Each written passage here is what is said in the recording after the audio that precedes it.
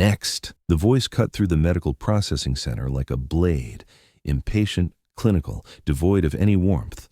Just another body to push through the machine of military intake. Zara Williams stepped forward into the sterile examination room, her footsteps silent on the polished linoleum floor. The medical technician kept his eyes glued to his paperwork, fingers clicking across a worn keyboard with the mechanical precision of someone who'd processed thousands of recruits. His name tag read, SPC Morrison D., a young specialist who looked like he'd never seen combat, never felt the weight of real responsibility settling on his shoulders like armor. Name and ID number for verification, Morrison said, still not looking up. Zara Williams, 847-29-4156, still typing, still not looking. The fluorescent lights hummed overhead, casting everything in that particular shade of institutional white that made skin look sickly and hope feel distant. Remove your shirt for the physical assessment. What happened next took exactly 4.7 seconds. The time it took for Zara to lift her shirt over her head, revealing the lean muscle of someone who'd kept herself in fighting shape despite 5 years of civilian life. The time it took for the tattoo to become visible, dark ink against sun-weathered skin, precise military script running down her spine like a classified document written in flesh. The time it took for everything to change. Because tattooed along her spine, in letters that seemed to burn under the fluorescent lights, were 5 words that weren't supposed to exist. Ghost Unit, Classified Operations, and suddenly, everyone was looking. This wasn't just a medical examination. This was that legendary moment when military secrets buried in history surface, when the existence of a unit that appears in no files gets exposed. If you're into these kinds of classified operations and military secrets, you're in the right place on this channel. Subscribe because these stories only come here, and we're uncovering new classified files every day. Hit that like button to help stories like this reach more people, because some truths need to see the light of day. So why was everyone in that room so shocked? Why was Ghost Unit's existence such a massive secret? And most importantly, who was Zara Williams really? Fort Bragg's Medical Processing Center buzzed with early morning military efficiency. 23 new recruits waited for medical clearance. The air smelled of disinfectant and nervous sweat. Zara Williams was number 18 in line. At 32, she was older than most recruits, too old, some might say, to be starting over, too quiet, too serious. But Zara wasn't starting over. She was coming home. The other recruits chatted nervously, sharing stories about their motivations, fears about basic training, dreams of serving their country. Zara listened but didn't participate. She'd learned that the most dangerous conversations revealed too much about yourself. Instead, she studied the room with systematic attention that had kept her alive in deadly places. Emergency exits, 3. Security cameras, 5 visible, probably 2 hidden. Personnel, 12 medical staff, 1 ineffective security guard. Old habits. 5 years ago, Zara Williams had been medically discharged from the Army. PTSD and physical injuries, generic explanations that covered everything and revealed nothing. On paper, she'd served as a logistics specialist, never saw combat, never did anything dangerous. The truth was buried in classified files that most people with top secret clearance had never heard of. Ghost Unit, Black Operations Unit 47, consisted of 12 operators, the best of the best, recruited for their ability to disappear completely when necessary, to complete missions that would never be acknowledged. Zara had been 27 when Captain Marcus Reed selected her. She distinguished herself in 3 tours with the 75th Ranger Regiment, but what caught Reed's attention was her ability to think like the enemy. "I don't need soldiers who follow orders perfectly," Reed had told her during the interview in a windowless Pentagon room. "I need soldiers who understand that sometimes the mission requires you to write your own orders." For 9 months, Ghost Unit operated in absolute secrecy. They eliminated targets too politically sensitive for official military action. They recovered intelligence from impossible locations. They rescued hostages from situations the regular military couldn't touch. Every mission was perfect. Every operation was successful. Every operator returned home. until the night everything went wrong. The intelligence came through usual channels. A Taliban commander planning an attack on a NATO convoy. Standard elimination mission. Ghost unit had done dozens similar, but this time felt different. Something's wrong, Zara whispered into comms approaching the compound. The silence was too perfect, too controlled. Her instincts screamed danger. Negative, Phantom, Captain Reed's voice crackled. Intel is solid. We go in on my mark. But Zara was right. The Taliban were waiting. They knew too much. Exact timing, entry points, even individual call signs. Information that detailed could only come from one source. Someone inside had sold them out. The firefight lasted 43 minutes. Zara took 3 bullets but kept fighting, dragging wounded teammates to cover, returning fire with surgical precision despite blurred vision from blood loss. She watched David Chen take a sniper round through the throat, saw Sarah Johnson throw herself on a grenade to save the medic, heard Tommy Martinez screaming for his mother as he bled out. Captain Reed lasted until almost the end. Zara had dragged him to safety when the mortar round hit. The blast threw her 20 feet. When she crawled back, he was pressing a data drive into her hands. Phoenix Protocol, he whispered, blood frothing from his lips. Make sure. They know we were here. He died 17 seconds later. 11 operators went in. Only 1 came out. The debriefing took place in the same windowless room where Zara had been recruited. Different faces across the table, colonels, generals, and civilians who introduced themselves with first names only. The operation never happened, the lead investigator told her. A woman with gray hair and winter storm eyes. Ghost unit was disbanded 6 months ago. You've been on medical leave since a training accident. What about the others? Zara's voice was hoarse from the firefight. What others? You suffered a traumatic brain injury during routine logistics assessment. No combat operation, no casualties, nothing that contradicts the official story. They gave her a choice. Accept the cover story and receive full medical benefits, or face court-martial for revealing classified information that officially didn't exist. For 5 years, Zara lived as the only person who remembered her teammates. She attended grief counseling, where she had to lie. She received disability payments for a training accident. She watched families bury empty coffins because the bodies were classified. But the Phoenix Protocol data drive was still hidden in her apartment, encrypted with codes that only she and Captain Reed had known. Someday, she'd promised herself, the truth would come out. Someday, the sacrifice of Ghost Unit would be acknowledged. Today wasn't that day, but it was a step in the right direction. Medical technician Morrison's pen clattered to the floor as his eyes fixed on Zara's back. The tattoo wasn't just text, it was a complete memorial.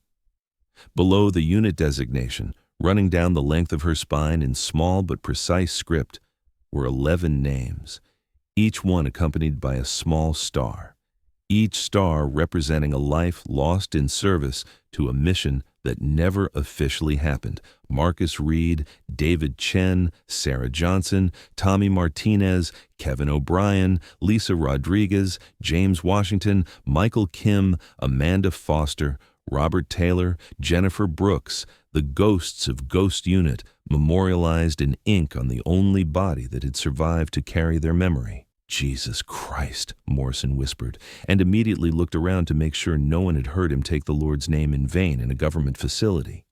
But someone had heard him. Someone had seen the tattoo. Lieutenant Colonel Jennifer Hayes, Fort Bragg's personnel commander, had been walking past the examination room when Morrison's exclamation caught her attention. Through the partially opened door, she'd gotten a clear view of Zara's back. Hayes had 20 years of military experience.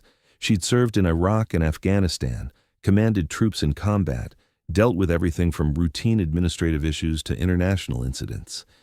In all that time, she'd never seen anything like the tattoo on Zara Williams's spine. She'd also never seen anyone stand at perfect attention while topless in a medical examination room, maintaining military bearing despite being in a vulnerable position. That kind of composure wasn't learned in basic training.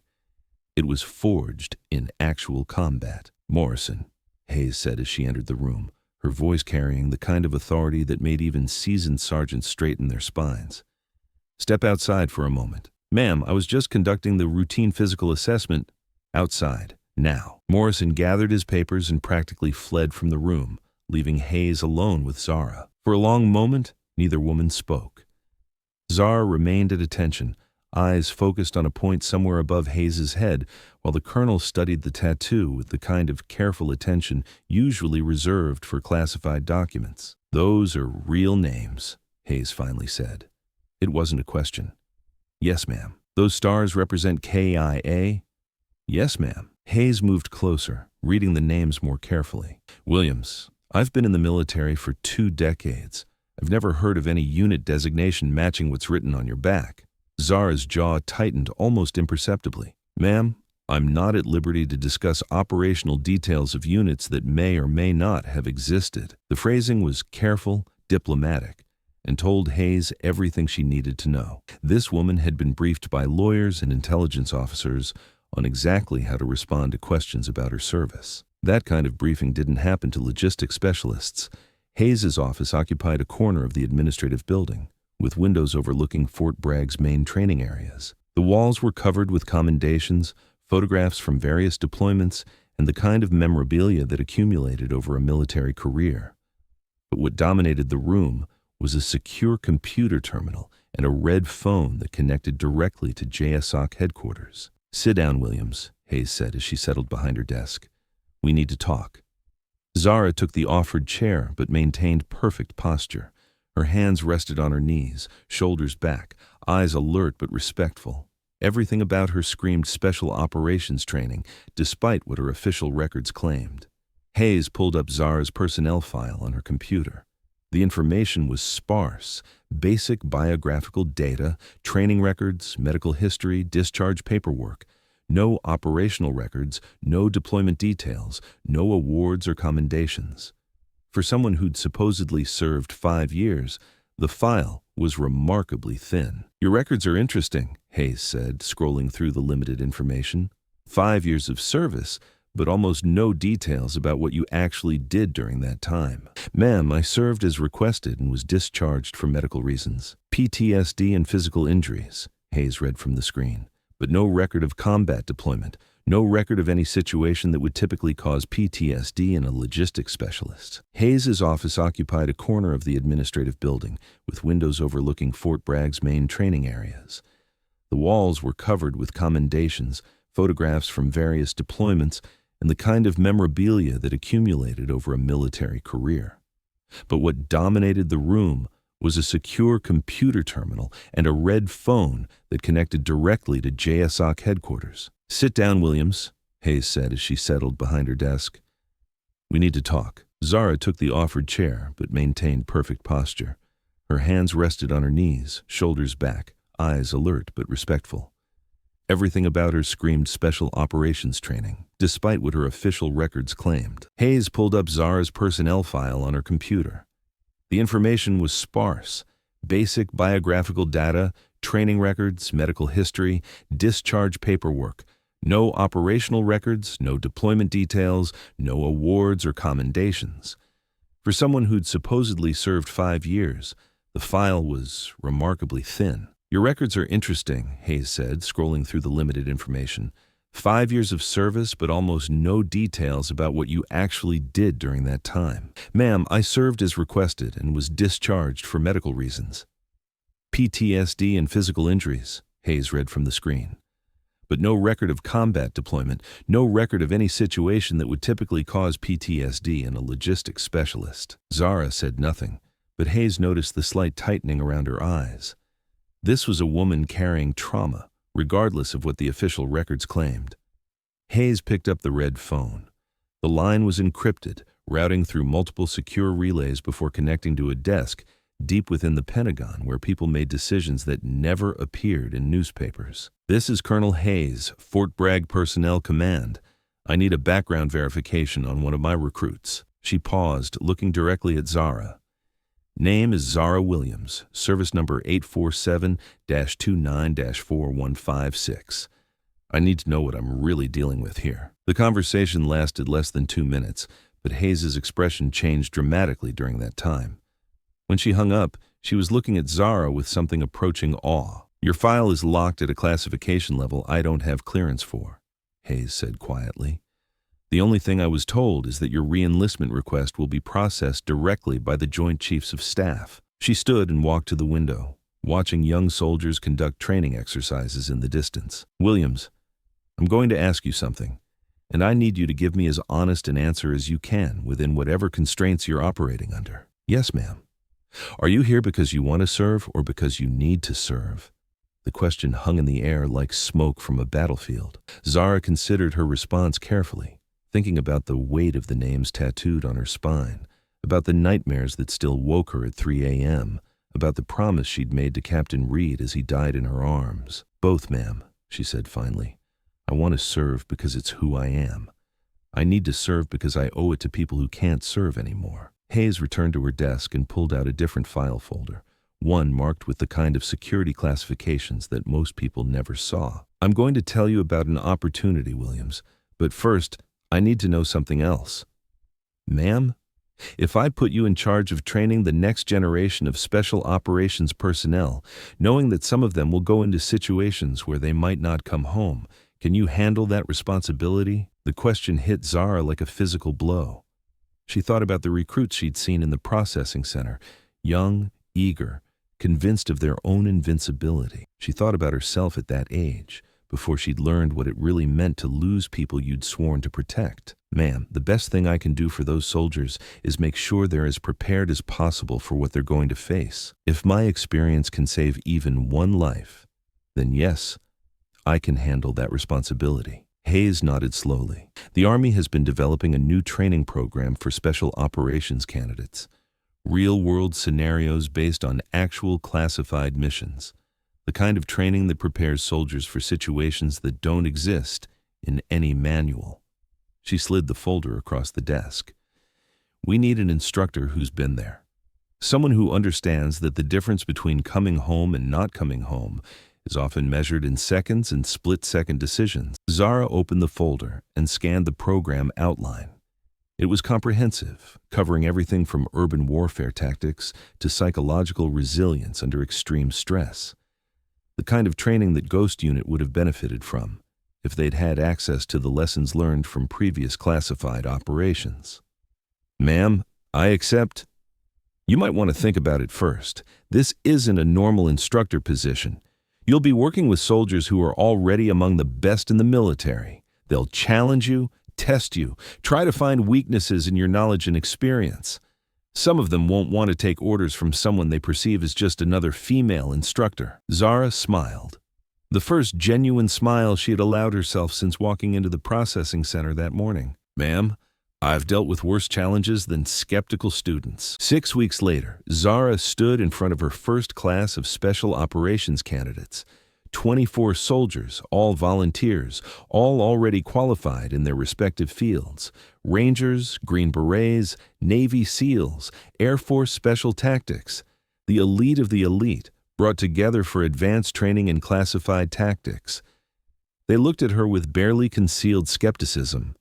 A woman instructor was still unusual in special operations training, and at first glance, Zara didn't look particularly intimidating.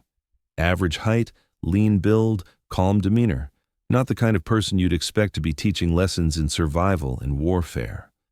Good morning, she said, her voice carrying easily across the training area. I'm Instructor Williams. Over the next 12 weeks, I'm going to teach you how to stay alive in situations that your previous training hasn't prepared you for. A hand shot up from the back of the group.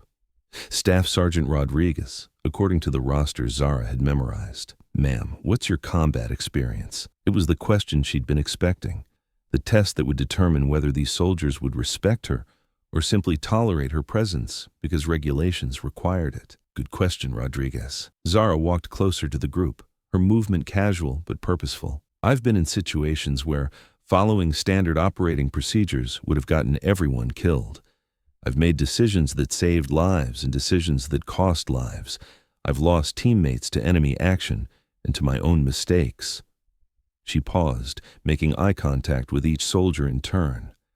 I've learned that the most dangerous enemy isn't the one shooting at you from 100 meters away. It's overconfidence. It's the assumption that your training covers every situation you'll encounter. It's the belief that being the best in your field makes you invincible. Another hand. Ma'am, have you ever been in actual combat? Zara smiled, but there was no humor in it. Let me put it this way. I'm going to teach you things that aren't in any manual, based on experiences that never officially happened, to prepare you for missions that don't officially exist. If that's not enough qualification for you, you're free to request a transfer. No one requested a transfer. The first exercise was simple. Hostage rescue in a mock urban environment. 2 teams of 12, standard equipment, 60 minutes to plan and execute. Both teams failed. The first triggered a booby trap at the obvious entry point, a pressure plate that would have killed the point man. The second successfully breached but failed to account for a hostage who was actually an enemy combatant. "Gather around," Zara called. The candidates assembled, looking frustrated. They were used to success. "Anyone want to tell me what went wrong?" Rodriguez spoke first. "Ma'am, we followed standard protocols. Equipment failure, not tactical." "Equipment failure," Zara repeated, walking to the entry point and brushing away dust. "There's always a way to detect threats. The dust pattern was wrong, too uniform. Door frame showed stress fractures from additional weight." She faced the group. "More importantly, you approach this like training instead of real mission. In real operations, the enemy doesn't follow your timeline. They don't play fair." By day's end, the candidates were looking at her with different respect. This wasn't routine exercises. This was someone who had been where they were going. As weeks passed, Zara's reputation spread throughout Fort Bragg. Her classes had waiting lists. Senior officers attended her lectures when their schedules permitted. She was developing training protocols that were being adopted by special operations units across all branches of the military. But she was also being watched. Late one evening, as Zara was finishing paperwork in her office, Colonel Hayes knocked on her door. "Got a minute?" "Of course, ma'am." Hayes entered and closed the door behind her, then activated a small device that would prevent electronic surveillance. "We need to talk about your past." Zara tensed slightly. "Ma'am, there are people in Washington asking questions about you. Good people, but persistent ones. They want to know how someone with your obvious level of experience and knowledge ended up with such a thin service record." Hayes sat down across from Zara's desk. "I've been getting pressure to provide more details about your background for security clearance reviews. The problem is, I don't have any details to provide." "Ma'am, my service record is accurate as far as it goes." "That's exactly the problem. As far as it goes isn't very far at all." Hayes leaned forward. "Williams, I'm going to tell you something that doesn't leave this room. There are people who want to interview you about operations that supposedly never happened. They want to know about tactics you're teaching that aren't in any official doctrine. They want to understand how you know things that should be impossible for someone with your official background to know." Zara felt the familiar weight settling on her chest, the same feeling she'd had during those debriefing sessions 5 years ago. "Ma'am, I teach based on theoretical scenarios and case studies available in professional military literature." "Bullshit." Hayes's language was uncharacteristically blunt. "You teach based on personal experience. I've sat in on your classes, Williams. You don't talk about what might happen or what could go wrong. You talk about what will happen and what always goes wrong." That's the voice of someone who's been there. For a long moment, neither woman spoke. Finally, Zara made a decision that would have been impossible 6 months earlier. "Ma'am, if I were to hypothetically discuss classified operations that hypothetically never happened, what kind of legal protections would hypothetically be available?" Hayes smiled grimly. "That depends on who wants to have the hypothetical conversation and why." 3 days later, Zara received a phone call that changed everything. The voice on the other end was female, professional, and familiar in a way that made Zara's heart race. "Is this Zara Williams?" "Yes." "This is Director Sarah Chen, CIA Operations Division. I believe you knew my brother." The name hit Zara like a physical blow. David Chen, sniper, joker, the man who could make anyone laugh even in the middle of a firefight. The man who died trying to provide overwatch for a mission that never officially happened. Yes, I knew David. "Ms. Williams, we need to meet. There are things you need to know about the operation that killed my brother. Things that have come to light recently." I don't know what operation you're referring to. Operation Nightfall. The mission where 11 special operations personnel died in Afghanistan while conducting counterterrorism activities that don't appear in any official record. Zara's hands were shaking. That operation is classified. Not anymore. Congress is opening an investigation into unauthorized military activities in Afghanistan. Your name has come up as a potential witness. The conversation lasted 20 minutes. By the end, Zara understood that the secrets she'd carried for 5 years were about to become public knowledge. The sacrifices of Ghost Unit were finally going to be acknowledged. But it also meant that her quiet life as an instructor was about to become very complicated. 6 months later, Zara Williams stood before a congressional subcommittee packed with reporters, military officials, and family members of soldiers who had died in Operation Nightfall. The truth about Ghost Unit, the betrayal, and the 5-year cover-up was finally being told. "Ms. Williams," the chairman said, "could your teammates' deaths have been prevented?" Zara saw Sarah Chen in the front row, tears streaming as she heard the truth about her brother's death. In the back, her students from Fort Bragg watched. "Sir, my teammates died because someone betrayed their location. That betrayal was preventable. But they also died doing their jobs, protecting American interests. That sacrifice was meaningful, regardless of official acknowledgement. The best way to honor their sacrifice is ensuring future personnel are better prepared for reality, making sure lessons from their deaths are passed to the next generation." When it ended, Ghost Unit families finally had official recognition. The betrayal was exposed, leading to arrests that made worldwide headlines. And Zara returned to Fort Bragg, no longer carrying her secrets alone. Today, the Zara Williams Special Operations Training Center at Fort Bragg is considered one of the premier facilities for advanced military training. The main building features a memorial wall with 11 names, each one accompanied by a star and a brief description of their service to the nation. Students who train there learn about more than tactics and equipment. They learn about sacrifice, about the responsibility that comes with carrying weapons in service of their country, about the importance of never leaving anyone behind. And they learn from an instructor who understands the weight of those lessons because she's lived them. Zara Williams never had the tattoo on her spine removed. If anything, she's added to it over the years. Not more names, thankfully, but symbols representing the students she's trained who have gone on to successful missions, lives saved because of lessons learned from the sacrifice of Ghost Unit. Because some stories are too important to remain classified forever.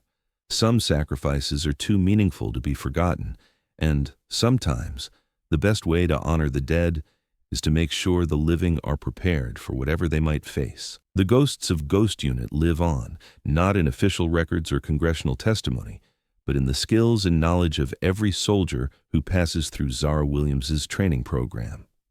And that, she knows, is exactly what Captain Reed would have wanted. This story is dedicated to all the men and women who have served in operations that will never be acknowledged, whose sacrifices will never be fully known, but whose service makes the freedom we enjoy possible.